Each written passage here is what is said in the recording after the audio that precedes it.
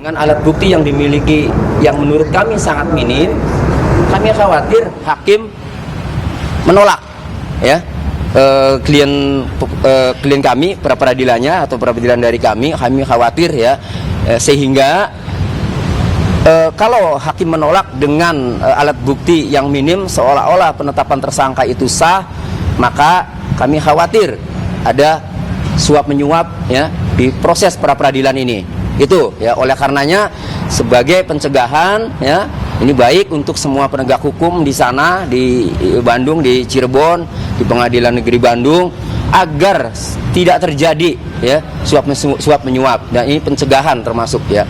Nah, sudah diterima ininya suratnya. Teleponnya tutupin tuh bang. Lihat.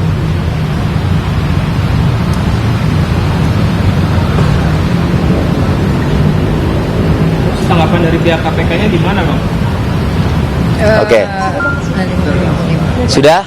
Bang, jadi ini nggak ada kejadian korupsinya, baru cuma dugaan, kemungkinan atau prediksi untuk mencegah doang. Nggak ada transaksi yang terjadi dari pas pra peradilan itu. Ya baik, sekalian menanggapi bagaimana tanggapannya ya. Tadi tanggapan dari petugas tetap betul menanyakan dugaan, potensinya, indikasinya. Nah, nanti akan kami update. Jadi kami bersurat ini baru mencegah agar tidak terjadi tindak pidana suap menyuap ya. Tetapi ya kami juga punya alasan-alasan. Nanti akan kami update ya ke petugas mengenai yang lebih mendalam apa sih sehingga kami meminta agar KPK ini mengawasi ya. Itu. Jadi untuk sementara ya memang kami minta agar mengawasi, mencegah aparat penegak hukum yang terlibat dalam proses peradilan ini. Siapa saja sih aparat hukum yang terlibat dalam proses peradilan ini?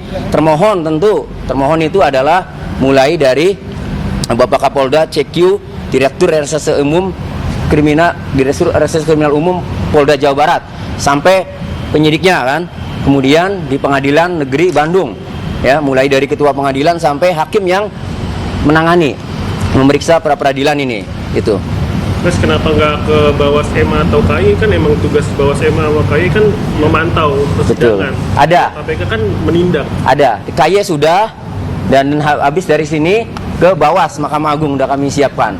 Jadi untuk perilakunya kan itu di Bawas. Nah ini untuk mengantisipasi atau untuk mencegah agar tidak terjadi kan tindak pidana korupsi, dalam hal ini suap menyuap itu. Bang, apakah ada rencana kontras komisi untuk orang hilang dan korban tindak kekerasan? Karena mereka kan juga sering mendampingi korban-korban salah tangkap kayak gitu, dan mereka punya audiens yang cukup besar gitu.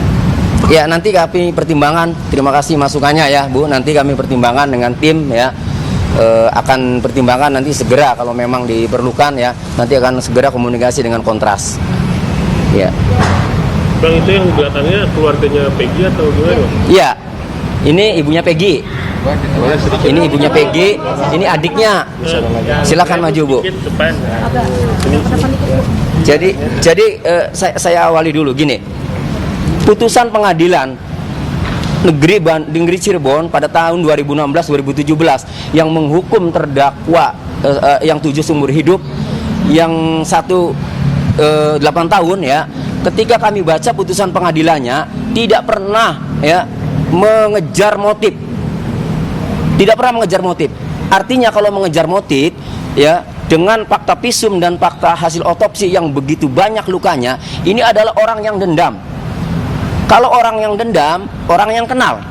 Kalau orang yang kenal berarti sudah berteman lama. Nah ini 8 terpidananya tidak kenal sama sekali sama korban ini kan, sama 2 korban ini. Nah sehingga ya kalau ditelusuri, mungkin di netizen juga banyak udah bermunculan itu yang kemungkinan kenal. Apalagi dalam putusan itu geng motor Monreker ya, 8 orang itu tidak ada anggota geng Monreker. Kemudian Peggy Setiawan juga tidak ada, tidak kenal dengan kedua korban, bukan anggota geng Monreker. Justru ada tuh muncul yang di media sosial itu, anak geng Monreker itu, yang anaknya pejabat itu. Jadi kami khawatir kan ya, kami khawatir pelaku yang sebenarnya itu tidak ditangkap, dilindungi kan. Kemudian ini yang tidak melakukan dihukum. Ya memang udah putusan pengadilan, tapi kan temuan-temuan ini juga harus kami sampaikan agar masyarakat tahu, agar ini menjadi novum. Makanya sudah muncul kan Liga Akbar kesaksiannya yang mengaku dikondisikan atau diarahkan oleh Pak Rudiana, kan mengakukan seperti itu. Nah kemudian ada beberapa saksi kayak Okta, Pram, Teguh mengaku tidur di rumah Pak RT itu. Sebagian 5 terpidana itu, jadi tidak melakukan. Nah, jadi kami khawatir asal nangkap saja, kemudian penyidik sebelumnya tahu siapa, ya, tapi tetap dipaksakan. Sehingga kalau ada pemaksaan seperti itu, kan kami khawatir pasti ada, mohon maaf ya, kami menduga kan ada suap nanti kan. Nah, silakan itu sudah selesai. Tapi buat Peggy Setiawan, kami kawal ke berbagai lini, ke berbagai institusi terkait agar mengawasi proses ini. Kami butuh keadilan sebenarnya, karena klien kami, anaknya ibu ini ya, Peggy Setiawan ini tidak melakukan, ada di Bandung. BAP-nya juga ya, saya buka. Itu dalam BAP-nya dapat salinan. Semuanya tidak tahu. Jawabannya orang tidak melakukan, bagaimana? Itu silakan kalau mau ke Ibu. Ini boleh minta tanggapan dong Bu, kan ini banyak nih Bu yang bantuin Mas Peggy, katanya merasa bahwa Mas Peggy itu tidak bersalah. Nah, itu tanggapannya gimana, banyak yang bantuin Bu? Ya alhamdulillah, saya banyak mengucapkan terima kasih kepada seluruh netizen yang mendukung anak saya. Saya juga sebagai seorang ibu, emang anak saya tidak bersalah. Anak saya tidak melakukan kejahatan apapun. Anak saya hanya hidupnya mencari uang kerja untuk menafkahi anak adik-adiknya, itu aja.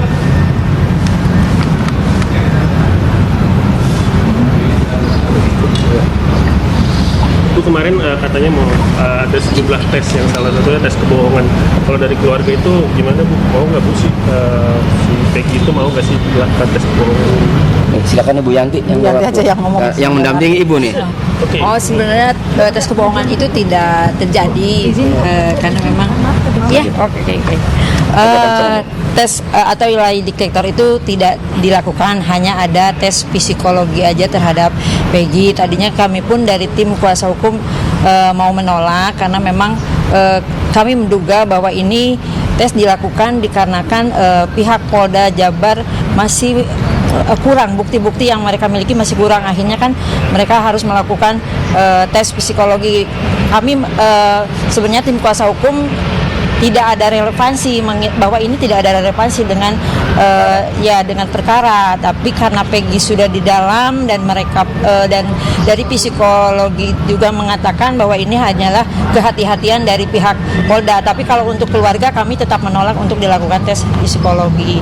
Dan kenapa hari ini mungkin kita ada di sini tadi yang disampaikan oleh Pak Tony, karena indikasi dari perkara ini dari awal sudah ada rekayasa, banyak rekayasanya, sehingga kami khawatir akan terjadi gratifikasi. Makanya untuk itu kami kesini untuk konsultasi, dan laporan kami pun diterima oleh KPK seperti itu. Nanti mungkin kalau memang terjadi gratifikasi baru ditindaklanjuti selanjutnya seperti itu. Bang, izin, ini kan bentar lagi mau ada persiapan sidang peradilan ya Bang? Betul, pra-peradilan. Persiapannya sudah sejauh mana sih Bang, kalau boleh tahu, untuk dari pihak keluarga Peggy dan kuasa hukum? Ya, 24 Juni 2024 nanti kan sidang pra-peradilan. Ya kami sudah sangat siap ya dengan saksi-saksi, dalil kami bahwa Peggy Setiawan itu bukan Peggy alias Peron, karena dalam putusan pengadilan itu putusannya itu DPO-nya Peggy alias Peron dengan 3 DPO ya, Andi, Dani, dan Peggy alias Peron.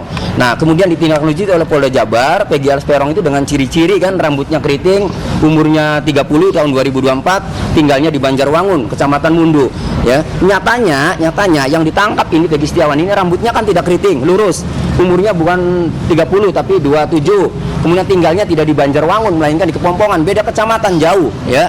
Nah sehingga atas dasar itu kalau menangkap Peggy Setiawan ya sebagai orang yang dianggap DPO, ini apa korelasinya? Itulah sebabnya ya kami melihat bahwa satu, berdasarkan saksi-saksi bahwa Peggy Setiawan itu berada di Bandung ya, bukan di Cirebon. Kemudian dari langsung penangkapan, sementara kami melihat ini Peggy Setiawan orang yang berbeda. Seharusnya secara formal ya itu dilakukan pemanggilan dulu kalau terhadap orang yang dicurigai. Kalau benar Peggy Peron tidak masalah karena ada DPO ditangkap. Tapi karena ini orang yang berbeda, kan dalil kami selalu itu. Ini orang yang berbeda, maka ketika menemukan orang yang dicurigai, seharusnya dilakukan pemeriksaan dulu. Hal itu sudah dibuktikan oleh kasus pra-peradilan Pak Budi Gunawan. Dan sudah ada putusan MK bahwa sebelum ditetapkan sebagai tersangka, orang tersebut harus diperiksa dulu sebagai saksi. Nah, ini tiba-tiba ditangkap langsung. Besoknya dikeluarkan penetapan tersangka, penahanan. Nah, jadi hal itu yang menjadi syarat formil ya di pra-peradilan itu ya. Nanti biarlah kami persoalkan penyidik yang akan menunjukkan apakah syarat formal ditempuh, apakah dua alat buktinya cukup untuk menetapkan Peggy Setiawan sebagai tersangka. Ini yang kami tunggu di pra-peradilan. Bang izin, mohon maaf, ini kan Polri menyebut penangkapan Peggy Setiawan itu tidak gampang, lalu berpindah-pindah tempat hingga berubah identitas nih Bang. Tanggapan Abang sebagai kuasa? Tidak ada berubah identitas, cicak hidup capil. Tetap namanya masih Peggy Setiawan. Kalaupun pernah ada kata Robi, itu nama gaul. Persoalannya adalah dari 2016 pernah mendatangi rumahnya Ibu Peggy. Ibu Peggy menjawab ketika ditanya, Buya, di Bandung. Polisi Indonesia itu pinter-pinter, ya nggak disembunyikan. Dari status-status Facebook juga aktif, sering membagi lokasi, tidak seperti orang buron. Lah, kenapa tidak ditangkap kalau memang dari dulu yakin bahwa Peggy Setiawan adalah pelakunya? Itu kan, masa setelah viral, setelah film Pinak kekejar-kejar seolah-olah biar segera ditangkap itu. Jadi kami yakin sekali sejak awal juga penyidik itu ragu untuk menangkap Peggy Setiawan itu karena viral aja jadi kedesak. Tetapi kan harus hati-hati, nggak boleh lah. Kita sepakat kalau Peggy Setiawan itu melakukan, silakan ya, silakan dihukum seberat-beratnya. Ini kami berjuang sampai kemana-mana ini karena Peggy Setiawan bukanlah pelaku, tidak mengakui, bukan pelaku pembunuhan. Itu kami ini lagi berjuang kemana-mana. Ini upaya. Kalaupun upaya kami sudah kemana-mana masih tetap, ya sudah takdir berarti kan. Takdir orang yang tidak melakukan kemudian dihukum. Nggak tahu seumur hidup apa mati nanti hukumannya. Bang, terkait Polri yang sekarang mungkin menolak permohonan gelar perkara khusus untuk Peggy Setiawan karena menilai bahwa pasti sudah cukup. Ini seperti apa? Polri, oh, memang sudah ada jawaban. Jadi menolak gelar perkara khusus. Justru kami sampai saat ini belum mendapatkan jawaban. Kami kan mengajukan permohonan secara tertulis ya. Harusnya Polri memberikan jawaban secara tertulis. Menghormati dong, digaji pakai uang rakyat. Yang memohon rakyat, melayani rakyat dong kan. Justru kami tahunya dari rekan-rekan media ya. Tapi tetap kami tanggapi. Gelar perkara khusus ya, itu dilakukan bila mana kasus itu sudah menjadi perhatian publik dan ada pemohonnya. Kan? Itu kan kata penyidik, kata Kapolri, alat bukti yang itu sudah cukup. Sekarang kami pencari keadilan ingin tahu, digelar saja, ingin tahu, penasaran kan itu. Kan itu, sebelum ke Prapit kami ini ingin tahu. Jadi gelar perkara khusus simpelnya, kami sebagai penasihat hukum Peggy Setiawan ingin tahu alat bukti yang dimiliki penyidik itu apa sih. Kalau ingin ditunjukkan, ya sudah kan. Karena kami tidak diberitahu lah kemudian minta gelar perkara khusus. Tapi kalau kemudian penyidik dengan berdalih ya bahwa alat tidak bisa dikabulkan karena menganggap sudah alat buktinya sudah cukup, yaitu lagi-lagi subjektif, itu kan menurut penyidik. Kami kan juga punya hak untuk meminta gelar perkara khusus karena jelas aturannya gelar perkara khusus dilakukan bila mana kasus menjadi perhatian publik. Kasus Peggy Setiawan ini sudah menjadi perhatian publik sampai Bapak Kapolri ngomong buka seterang-terangnya, setuntas-tuntasnya. Kalau itu tidak diimplementasikan ya, karena gelar perkara khusus ditolak, kan sama saja Pak Kapolri juga menentang instruksi Bapak Presiden. Bang, izin Bang, ini kan bekas perkara Peggy Peron kan sudah dilimpahkan Bang ke Kejaksaan Agung. Sudah ya? Tadi? Iya. Ya. Nah, tanggapan Abang seperti apa Bang untuk saat ini? Silakan. Kalau bola panas itu, berkas itu bola panas ya. Karena kenapa kami katakan itu bola panas? Karena kami menilai alat bukti yang dimiliki penyidik itu minim. Ya, karena tadi kami jelaskan orangnya saja berbeda kan. Kalau bola panas itu mau dilempar ke kejaksaan dan jaksa mau menerima, ya silakan bola panasnya di kejaksaan. Secara normatif ada waktu 14 hari ya, jaksa penuntut umum atau penuntut umum pada Kejaksaan Tinggi Jawa Barat itu untuk meneliti berkas perkara, mempelajari apakah dinyatakan lengkap atau tidak. Lengkap bisa tidak untuk diajukan ke penuntutan ke persidangan. Kalau memang ya Dengan kondisi seperti ini, kalau memang tidak bisa, belum bisa, alat buktinya kurang, ya pasti dikembalikan lagi oleh jaksa kepada penyidik. Asal dan tidak ada tujuan saling menghormati untuk melancarkan supaya menggugurkan pra peradilan. Karena biasanya ya, kalau kita lagi ngajukan pra peradilan, kemudian penyidik langsung cepat, jaksanya langsung menerima, itu strategi supaya cepat perkaranya cepat sidang, kemudian pra peradilannya itu gugur. Itu udah biasa. Tapi kami tetap berjuang. Apapun yang tahap-tahap yang sudah dilalui ini, tetap kami berjuang. Cukup. Makasih ya. Pak Tumi, boleh minta kontaknya Bang? 0812 12 8898 8898 59 59 00. Pak Tumi, Iya. boleh izin minta nama lengkap Pak Tumi? Namanya Kalau di media kan biasa Tony RM, memang Tony RM aja. nama Tony RM itu di medsos ya. Kalau nama aslinya sih Tony SMH aja nih. Tony, oh, Ya, tapi ini. saya sebut Tapi- Tony RM. Tony RM Nggak aja. apa-apa. Tony RM. Iya, semua tahu. Bu Sugianti. Ibu Sugianti. Sugianti aja ya Pak? Ya. Oke. Itu tim pengacara juga ya Pak? Tim pengacara dari Ya, saya iya tim pengacara Peggy. 16 10 ya. Udah, iya udah tadi udah telepon. Iya, nanti